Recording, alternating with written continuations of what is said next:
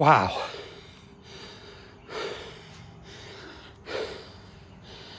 Check out this view.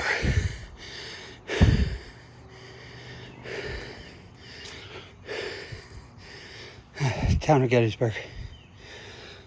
In the distance, you see the famous cupola.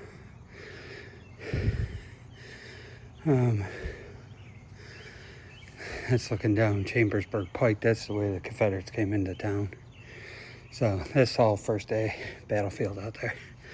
It's where Buford made a stand. You can see the Peace Light Memorial all the way out there. Right there.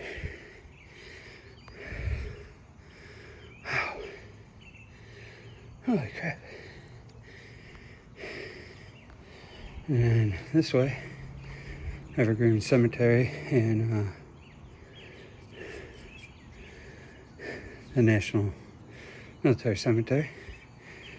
And then you look this way. Through the trees, you can see the Pennsylvania Memorial.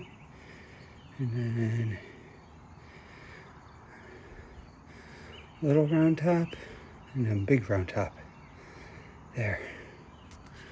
Oh, holy crap, what a view. What a view.